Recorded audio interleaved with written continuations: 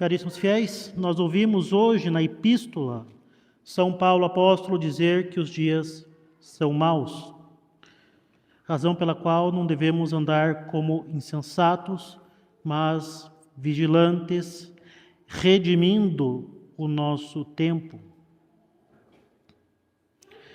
E não é difícil para nós concordarmos com ele que de fato os dias são maus. Basta que observemos a apostasia generalizada das sociedades, as políticas satânicas implementadas pelos governos, a destruição dos mais básicos princípios da moral natural, a desintegração da família, além da própria perspectiva de tempos naturalmente austeros diante do contexto geopolítico, econômico e etc. Mas, ao mesmo tempo em que São Paulo nos diz que nós devemos permanecer vigilantes, sem andar como insensatos, mas redimindo o nosso tempo, porque os tempos são maus, nós temos também nosso Senhor que nos consola, dizendo que se nós buscarmos em primeiro lugar o reino de Deus e a sua justiça, todo o mais nos será dado em acréscimo. Ao mesmo tempo, São Paulo nos diz, em outro momento, para nos alegrarmos no Senhor.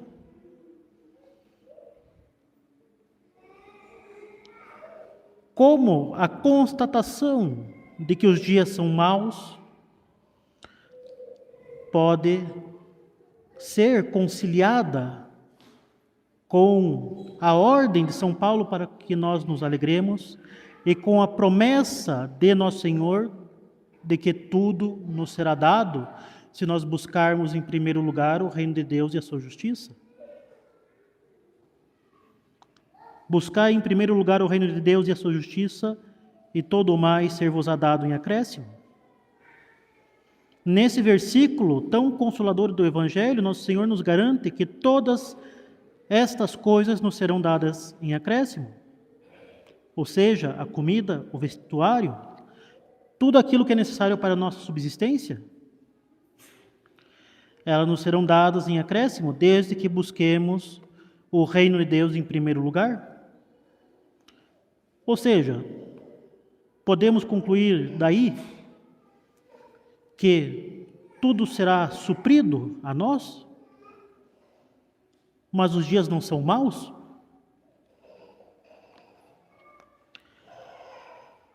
E de fato, podemos nos questionar, ou melhor, constatar, como é difícil, meus caros, como é difícil buscar o reino de Deus em primeiro lugar, quando o cenário político e econômico de uma sociedade é digno de preocupação, quando as perspectivas internacionais ameaçam prejudicar o trabalho e a subsistência de muitas famílias. No momento atual de nossa sociedade, esse parece ser bem o nosso caso. Assim sendo, como confiar na providência? Como buscar o reino de Deus em primeiro lugar, quando nossa alma é assaltada pelas mais inquietantes preocupações, pelos mais inquietantes pensamentos e pelas mais vivas sugestões da imaginação?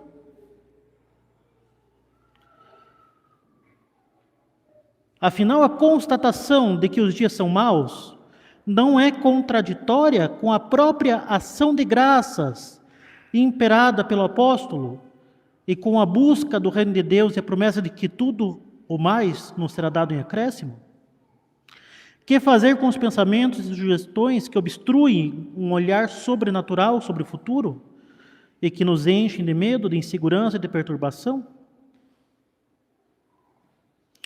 Antes de tudo, nós precisamos notar, meus caros, que se nosso Senhor nos pede para buscarmos em primeiro lugar o reino de Deus, é porque o fim da nossa vida e o fim da própria história consistem na posse do reino de Deus. Afinal, como ensina Santo Inácio, o homem foi criado para conhecer, amar e servir a Deus nesta vida, a fim de possuí-lo para sempre na visão da glória no reino dos céus, preparado para os eleitos. Nesse mundo, tudo irá passar, porque a vida desse mundo é apenas uma passagem na qual decidimos qual será e como será a nossa eternidade. Decisão que nós fazemos a cada instante, com as escolhas, com os atos concretos que nós realizamos. Será com Deus ou sem Deus? Será na felicidade eterna do céu ou será no fogo eterno do inferno? E esse sofrimento eterno, esse fogo eterno, é bem real. Seremos nós que escolheremos a felicidade eterna do céu ou o sofrimento eterno do inferno. Como não podemos nos decidir pela nossa salvação apoiados unicamente em nossas forças, como ninguém pode se salvar sem a graça, ou seja, como a nossa salvação é, antes de tudo, uma obra da graça, ao longo da nossa vida, a providência dispõe algumas graças para nos auxiliar, para nos mover à procura da própria salvação. Essas graças, se bem aproveitadas, nos dão direito a outras e ainda maiores graças. Porque, como nos ensina a fé, a graça atrai a graça. A graça prepara e dispõe sempre a nossa alma para um novo crescimento de graça. Mas se a vida desse mundo é uma passagem, meus caros, se estamos nesse mundo unicamente para decidir a nossa eternidade, e ninguém decide melhor a sua eternidade do que aquele que aproveita a graça que lhe é dada a cada momento. Enfim, meus caros, se a vida nesse mundo é apenas uma passagem, não seria o caso, não seria oportuno a providência ter disposto para todos e cada um de nós as mesmas circunstâncias de nossos primeiros pais no Jardim do Éden? Em outras palavras, se a vida desse mundo é apenas uma passagem, não seria muito mais seguro para a nossa salvação do que aquelas circunstâncias do paraíso terrestre? Não seria muito melhor que não houvesse dor nem sofrimento? Não seria melhor que as paixões estivessem perfeitamente subordinadas à nossa inteligência? E que a nossa própria inteligência estivesse aperfeiçoada por um dom de Deus? Não seria muito mais seguro, não seria muito mais fácil, não seria muito mais certo que nós garantiríamos a nossa salvação se fosse dado um reset, se fosse começado tudo de novo, com os dons preternaturais, sem sofrimento, sem trabalho, sem mordida de cachorro e tudo mais? Assim sendo, se as circunstâncias do paraíso terrestre parecem-nos tão seguras para a tremenda escolha que devemos fazer, que é a escolha da nossa eternidade, por que então a providência não dispôs que todos e cada um de nós viesse ao mundo justamente em um novo paraíso terrestre? Afinal de contas, acaso não passou alguma vez em nossa imaginação? Se tais dificuldades me fizeram cair, se tais problemas me fizeram murmurar, se tal pessoa me fez perder a paciência, e isso coloca, de alguma forma, a minha alma em risco, porque Deus não consertou tudo isso? Porque, por exemplo, se a mordida do cachorro me fez murmurar e a dor me fez ser impaciente com o meu amigo, por que não evitar que o cachorro me mordesse em primeiríssimo lugar? Por que Deus não dispôs as coisas de forma que não desse problema para nós.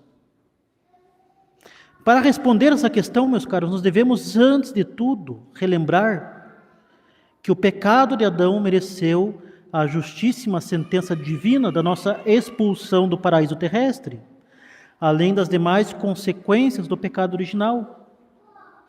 Mas apesar dessa expulsão, apesar dessas consequências, a misericórdia infinita de Deus nos deu muito mais que o paraíso terrestre.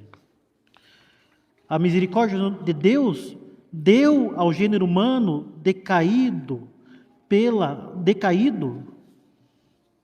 a possibilidade de ser feito filho de Deus pela encarnação do Verbo. Nós recebemos muito mais que o paraíso terrestre, nós recebemos a encarnação. Nós recebemos o próprio Verbo divino, fazendo da Santíssima Virgem o novo paraíso terrestre, a fim de receber em seu ventre o novo Adão, que é nosso Senhor, Deus encarnado. Essa conduta de Deus na encarnação do Verbo e na predestinação de Nossa Senhora pode muito bem ser resumida naquele versículo de São Paulo, quando ele diz que onde abundou o pecado, superabundou a graça. Isso quer dizer que quando Deus permite o pecado, é unicamente no intuito de revertê-lo em um bem maior. Porque o pecado lhe dá a ocasião de manifestar ainda mais a sua glória. Em cada pecado que Deus tolera nesse mundo, pelo abuso do livre-arbítrio do homem, ele manifesta evidentemente a sua justiça, porque o pecado merece uma reparação, mas ele manifesta também a sua misericórdia. Ele mostra aos nossos olhos, pouco crédulos, o abismo infinito de sua misericórdia. E isso, meus caros, tanto ao reconduzir uma ovelha perdida, quanto ao converter feras selvagens em cordeirinhos de seu rebanho. É esse o sentido do pecado no plano da providência. Todo o mal do pecado é transformado em uma maior manifestação da glória de Deus no mundo. E de todas as manifestações de sua glória, a maior delas é o mistério da encarnação. O mistério da encarnação de Nosso Senhor e a redenção que Ele operou no mundo. Portanto, caríssimos, se somos os degredados filhos de Eva, nascidos já expulsos do jardim do Éden, tendo herdado as consequências do pecado original, ainda assim não devemos ter receios da vontade de Deus, do plano de Deus, nas circunstâncias em que Ele nos colocou, ainda que essas circunstâncias em nada se assemelhem ao paraíso terrestre. Nós não nascemos no jardim do Éden, não herdamos os dons préternaturais, não fomos instruídos com a ciência infusa que nosso primeiro pai recebeu no paraíso. No entanto, nas circunstâncias em que nós nos encontramos, com os seus limites, com as suas dificuldades, com os seus defeitos, com as suas próprias misérias, enfim, nessas circunstâncias em que nós nos encontramos no momento presente, nós temos uma certeza de fé que Deus apenas nos colocou nesse momento presente, porque Ele certamente quer manifestar nelas a sua glória. Ele certamente quer aplicar a sua redenção nas circunstâncias atuais de nossa vida, sobretudo aquelas que parecem mais insolúveis, porque são as que mais manifestam o seu poder de perdoar e usar de misericórdia. E como a justiça, a misericórdia e a bondade de Deus são perfeições infinitas, que só podemos conhecer muito imperfeitamente nessa vida, quanto maior a diversidade das circunstâncias, mais elas darão ocasião para a maior manifestação da glória de Deus no mundo. E esse é, vejam bem, meus caros, o sentido da nossa expulsão do paraíso terrestre. Deus se serve dessa sentença de punição ao pecado de Adão para manifestar no mundo em que nos encontramos aos degradados filhos de Eva que nós somos, o abismo, o oceano da sua graça nas mais diversas circunstâncias de nossa vida. Não há, portanto, miserável que não possa fazer prova disso, porque quanto maior a miséria, mais isso exige a manifestação do poder de Deus, a fim de remediar miséria com misericórdia. Foi com esse espírito, meus caros, que Santa Teresinha do Menino Jesus, que nossa Santa Madre Igreja festejou na última quinta, dia 3 de outubro, atingiu a perfeição cristã, porque a consideração das suas limitações, ou melhor, a consideração da sua própria miséria, não abalou em nada a sua fé no amor misericordioso. Muito pelo contrário, a consideração da sua miséria foi o que mais a lançou nos braços de nosso Senhor. Como ela mesma diz em uma carta, o que agrada a Deus em minha alma é ver-me amar a minha pequenez e a minha pobreza. É a esperança cega que tenho na sua misericórdia. Santa Teresinha une o conhecimento, inclusive o amor, a aceitação amorosa da própria miséria, das próprias limitações. Enfim, ela une essa aceitação amorosa da própria miséria com uma esperança ilimitada na misericórdia de Deus. Ela compreende que miséria pede misericórdia, que a misericórdia de Deus se dirige justamente aos miseráveis, porque são os miseráveis que precisam de misericórdia, não os poderosos. Santa Teresinha, meus caros, é um exemplo brilhante de que os limites, as dificuldades, os defeitos e as misérias das circunstâncias em que nos encontramos não são impedimentos, mas sim ocasião para a maior manifestação da glória de Deus no mundo. E isso de modo que todo o nosso trabalho na vida espiritual consiste em enraizar a nossa alma na firme e inabalável esperança na misericórdia de Deus, como ela mesma fez.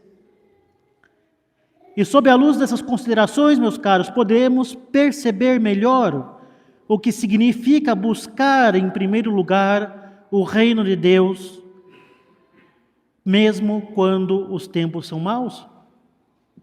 Significa ter sempre presente diante dos olhos da nossa inteligência que o nosso fim último é o céu, que estamos apenas de passagem nesse mundo, mal podendo calcular quando será o dia da nossa partida e as circunstâncias da nossa partida.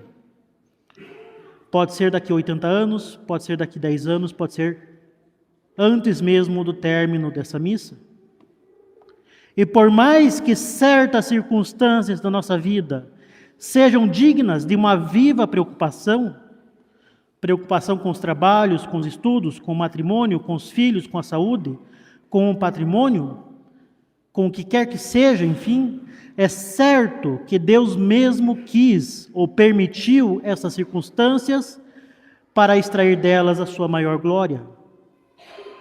Deus não nos arma ciladas, mas em sua bondade infinita, em sua onipotência, Ele tudo dispõe para a sua maior glória e para o maior bem de nossa alma. Repito, meus caros, Deus não nos arma ciladas. Enfim, se da nossa parte, cada um de nós buscar em primeiro lugar o reino de Deus, isto é, se cada um de nós procurar a glória de Deus e a própria santificação nas circunstâncias em que nos encontramos, Deus mesmo não faltará com a sua ajuda. Afinal de contas, Ele é o primeiro interessado em manifestar a sua glória. Ele é o maior interessado em nosso bem. É por causa da sua própria glória que Ele quis ou permitiu todas e cada uma das circunstâncias em que nos encontramos. Por outro lado, meus caros, buscar em primeiro lugar o reino de Deus, ter esperança cega na misericórdia de Deus, porque, como já sabemos, é a nossa condição miserável que atrai a sua misericórdia, nada disso significa que Deus irá remover de nossa vida todo e qualquer sofrimento ou dificuldade. Se Ele assim fizesse, Ele estaria cedendo às próprias tentações do demônio no deserto, que queria que as pedras se fizessem pães, que queria que nosso Senhor se atirasse do pináculo do templo, que queria dar todas as riquezas e glórias do mundo. De forma alguma, não é assim que a misericórdia de Deus age em nossa vida. A esperança cega que aprendemos em Santa Teresinha para buscar em primeiro lugar e em todas as coisas o reino de Deus, significa que nosso Senhor pode tanto remediar um sofrimento, quanto nos dar a graça de suportá-lo durante o tempo determinado pela providência para o nosso próprio bem. Tudo depende da glória que Ele quer extrair, que Ele quer manifestar em cada uma das circunstâncias da nossa vida e também do bem maior que Ele quer nos conceder. Donde, meus caros, faz muito mal à nossa vida espiritual aquela discreta pretensão de julgar os desígnios de Deus. Isso quando nós pensamos, por exemplo, por que Deus permitiu isso? Por que estou sofrendo isso? Por que isso ainda não acabou? Por que esse problema voltou? Para onde isso irá me levar? Esses e vários outros pensamentos são contrários à esperança cega que aprendemos de Santa Teresinha, porque são próprios de quem só consegue buscar em primeiro lugar o reino de Deus, se o próprio Deus lhe der garantias a respeito do modo como Ele conduz a sua vida e a própria história. Isso é próprio daquele que quer ter garantias humanas da onipotência de Deus, o que é louco e extremamente insensato, além de uma burrice sem tamanhos, de que valem garantias humanas de que Deus pode de fato ser onipotente, de que Ele sabe o que Ele está fazendo. É como se quiséssemos fazer uma espécie de checagem de que Deus é Deus. Quiséssemos dar nosso próprio selo de qualidade para a providência. Há uma clara e perniciosa presunção nesses pensamentos. Porque, afinal de contas, sejamos bem claros, Deus não nos deve nada. Nosso Senhor nos pede unicamente aquela esperança cega que temos em Santa Teresinha e que aprendemos do Régulo no Evangelho de hoje, que justamente confiou, teve fé que nosso Senhor poderia efetuar a cura. Esperança muito adequada a um Deus que nós chamamos de Pai e que guarda em segredo os seus desígnios para nos obrigar a pedir sem cessar em nossa vida que Ele nos dê a sua misericórdia. Justamente, esperança muito adequada a um Pai que está nos céus e que quer justamente que nós peçamos aquilo que é o melhor para nós. Louvado seja o nosso Senhor Jesus Cristo. Em nome do Pai, do Filho e do Espírito Santo. Amém.